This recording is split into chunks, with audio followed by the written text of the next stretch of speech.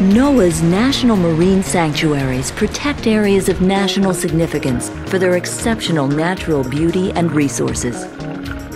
Research and monitoring expeditions provide scientists with valuable knowledge about the biodiversity and ecological integrity of these fragile underwater systems.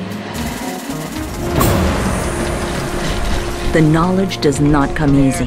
Their mission is challenging and sometimes dangerous, but these risks pale in comparison to the wealth of information that awaits them.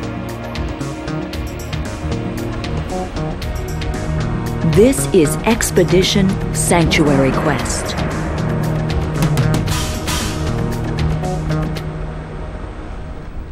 Preparing a research vessel to go to sea is a huge undertaking. Over the course of one day, the empty ship transforms into a high-tech research platform. Tons of equipment, provisions, and supplies have to be loaded and stowed. The crew must double-check every last detail. Once at sea, the ship must be entirely self-sufficient. To keep everything running smoothly, the crew charts a cruise plan to coincide with the schedule of research. The goal of this expedition is to assess the health of offshore and nearshore marine ecosystems. The NOAA ship MacArthur will spend 2 months at sea, focusing on all the national marine sanctuaries along the West Coast, from Southern California to Northern Washington. Research takes place around the clock, and as night closes over the sanctuary, a team of special map makers deploy their side-scan sonar. The sonar will provide acoustic information to make detailed maps of the ocean floor. As one set of scientists are finishing up the night shift, another is being called to start their day. Wake-up calls come early, usually before the sun is up. Hey, Sarah. By dawn, Chief Scientist Sarah Fangman is on the bridge, checking the plans for the deployment of the remotely operated vehicle. Our weather has turned a little bit, and so we're going to have to move to a more protected area where we can work.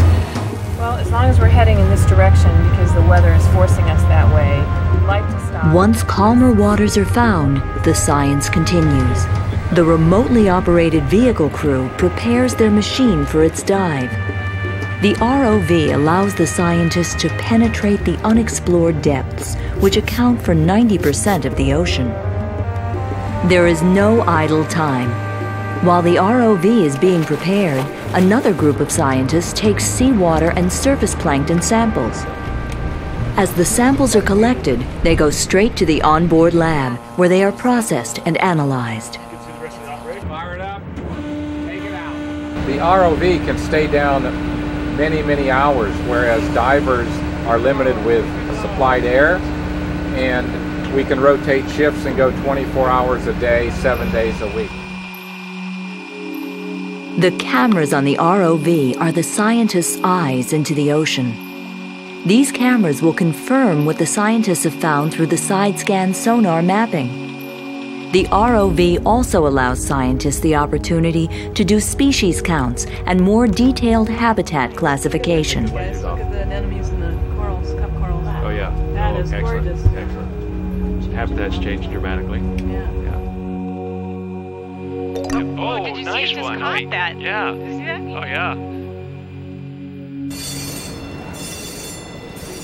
A research ship can be a dangerous place with hazards all around.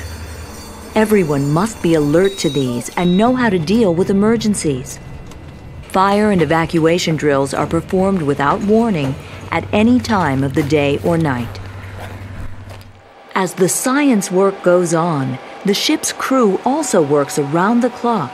Engineers keep the engines operating properly, while the deck officers constantly monitor the ship's location. The deck crew operates all the machinery needed to perform the research, and the galley crew has to be sure all 40 people on board get fed.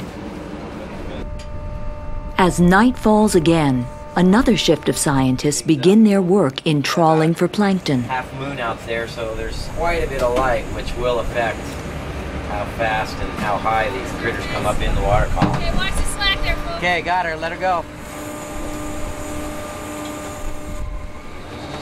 One more step in measuring productivity of an area. Juvenile deposits, krill, squid, copepods. After a long, wet night, dawn finally comes. The ship begins a transit to the next area for work. As miles of ocean slide beneath the hull, the observations and data collecting continue. Seabird and marine mammal observers are out working. Bird and whale counts help determine the health of a given area. For 2 months, this grueling schedule of day and night scientific work continues, searching for the understanding that will provide solutions to better manage resources within our national marine sanctuary.